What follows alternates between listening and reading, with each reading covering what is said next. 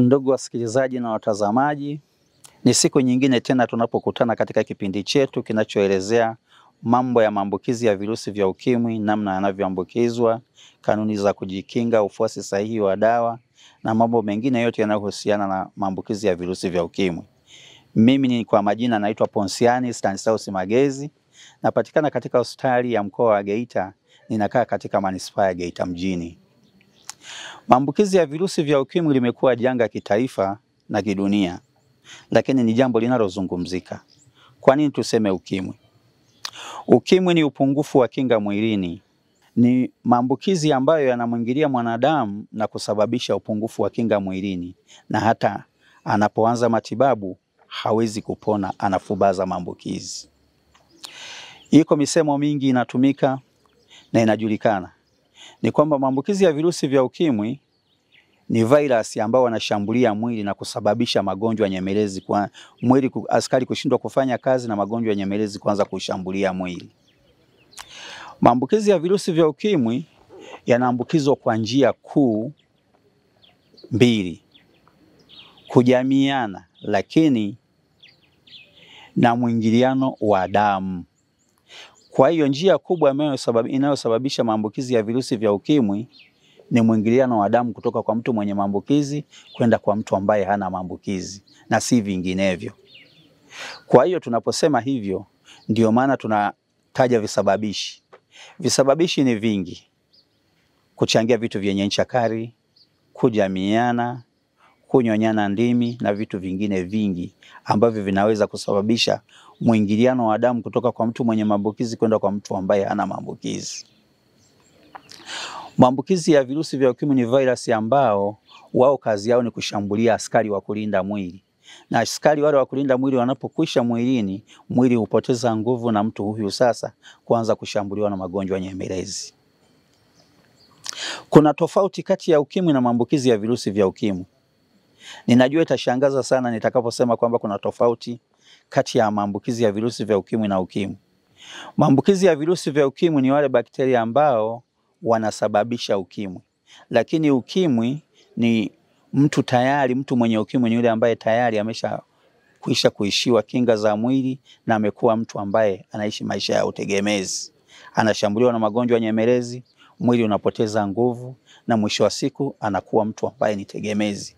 Huyo ndio ana upungufu wa kinga mwilini na anaitwa ana ukimwi. Lakini mwenye maambukizi inaweza kuwa mimi au wewe. Huwezi kumjua kwa macho mtu mwenye maambukizi ya virusi vya ukimwi mpaka kwa vipimo. Kwa hiyo ndio maana tunashauri kwamba Watanzania wote au watu wote tupime, tujue afya. Ukishajua afya, ukikuta una maambukizi ya virusi vya ukimwi, utaanza dawa kwa wakati. Huduma ni kupata dawa ya kufubaza maambukizi ya virusi vya ukimwi. Na kama hautakuwa na maambukizi, utapata dawa kinga. Tunazo namna nyingi za kujikinga na maambukizi ya virusi vya ukimwi. Kuna kutumia kondom, kuepuka ngono uzembe, au kutumia dawa kinga. Na dawa kinga hizo zipo aina mbili. Kuna dawa kinga inaitwa PEP. PEP ni dawa ambayo unaipata mtu unapokuwa umekutana na tatizo la dharura. Labda ni mwanamke amebakwa au amejamiana na mwanaume, kondomu ikapasuka, na mengine mengi ambayo yanaweza kumtia wasiwasi, kabidi apime. Anachokifanya anakuja kuonana na wahudumu wa afya kituo chochote, anawataarifu kuwa mimi nimekutana na mtu au nimefanyiwa ukatili na mtu nisiyejua afya yake. So unaweza ukakutana na mtu labda ni jambazi akachukua panga akawakata watu zaidi ya mmoja kwa kutumia upanga mmoja. Kwa hiyo kwa sababu ametumia kitu chenye ncha kali na bado amewashambulia watu zaidi ya mmoja bila kujua afya zao, inabidi uende katika hospitali ya aina yoyote ufike upime. Utakapokutwa hauna maambukizi, utaanza dawa kinga inaitwa PEP. PrEP ni dawa ambayo anaipata mtu ambaye anaishi na mtu ambaye majibu ni kinzani. Kwamba mtu amepima, amekutwa na maambukizi, huyu mwingine hana maambukizi. Sasa ili kumsaidia huyu mwingine asipate maambukizi, tunashauri atumie kondom, lakini bado haitoshi, atumie dawa kinga. na dawa kinga hizi atazitumia kwa muda wa kuanzia siku 180, nina maana ya miezi 6. Tunachokiamini ni kwamba mpokea huduma anapokuwa anatumia dawa za ARV kwa usahihi ndani ya siku 180, tukienda kupima wingi wa virusi tutakuta virusi vyake viko chini ya kopi 50 kwa mililita moja. Hivyo mtu huyo maambukizi yamelala. Kwa hiyo ili tufanikishe, ili Watanzania wote tuwe salama, linazungumzika. Tutakachokifanya, tutamchukua mwenza, tutampa dawa kinga, na huyu tutampa dawa ya kufubaza maambukizi ya virusi vya ukimwi. Tunaposema upungufu wa kinga mwilini, ni jambo ambalo linazungumzika. Wako watu wana upungufu wa kinga mwilini. Akina mama wajawazito wana upungufu wa kinga mwilini, lakini pia watoto wadogo chini ya umri wa miaka 5 pia wana upungufu wa kinga mwilini, lakini hata wazee ambao wana umri wa kuanzia miaka 60 kuendelea nao wana upungufu wa kinga mwilini.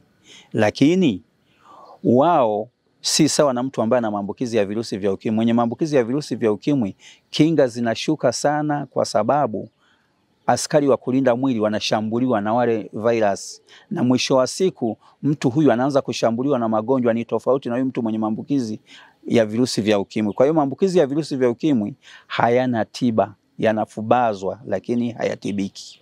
Kwa hiyo upimaji, tunachokifanya sisi, tunachokishauri ni kwamba upime, na baada ya kupima tuna upimaji aina 3. Upimaji wa kwanza ni upimaji ambao watu wengi wameuzoea, tunapima kwa njia ya damu. Lakini kuna upimaji wa aina ya pili, ni huo upimaji wa aina ya damu, lakini tunatumia serum. Unachukua damu ya hapa kwenye mkono, unakwenda kuichuja, unapima ile damu kwa damu peke yake. Hiyo inaitwa upimaji wa serum. Lakini pia kuna upimaji mwingine wa kutumia kinywa. Upimaji wa kutumia kinywa tunapima kutumia kipimo kinaitwa jipime, self test. Nafikiria kwenye kipindi kijacho vipimo hivyo nitavileta ili watazamaji wavione. Vipimo hivyo ni vizuri. Vipimo vile tuseme ni kama vile kadi ya mwaliko.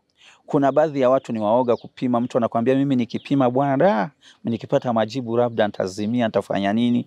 Kwa hiyo ili tufike salama tunakokwenda, tuna vipimo vya kujipima. Hivyo vipimo vya kujipima, unachukua kipimo kile unapitisha ndani ya kinywa. Majibu ni yale yale. Tunasoma majibu kuanzia dakika 10 mpaka 20. Unaona? Lakini ni vizuri, na baada ya kuwa umepima, wewe ukikutana sisi tutakupa vipimo. Vile vipimo tutakwenda kupima na mwenzi wako, hata kama mpo ndani mtapima. Lakini unapomaliza kupima, tunachokishauri ni kwamba majibu yale uliyoyapata umpe aliyekupatia vipimo. Kukuondoa wasiwasi, upime kipimo cha awali. Utakapopata majibu, yale majibu usiyakalie peke yako, yalete kwenye kituo cha afya tupime kipimo cha uthibitisho. Vipimo ni vizuri na ni vya uhakika. Majibu, baada ya kuwa umepima, unapomaliza kupima tunatarajia kupata majibu aina 3.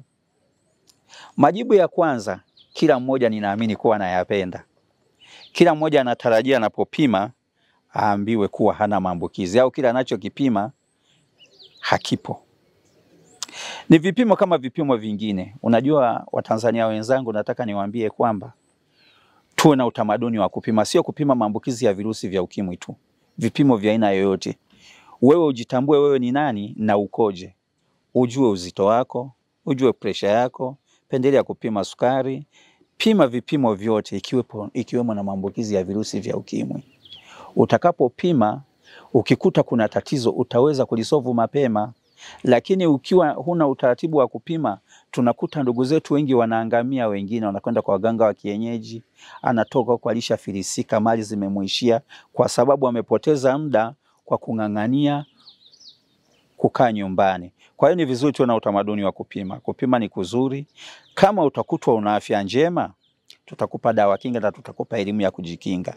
Na kama utakuwa umekutwa una maambukizi ya virusi vya ukimwi, tutajitahidi kukuelimisha na kukupa huduma kabla hujawa na ukimwi.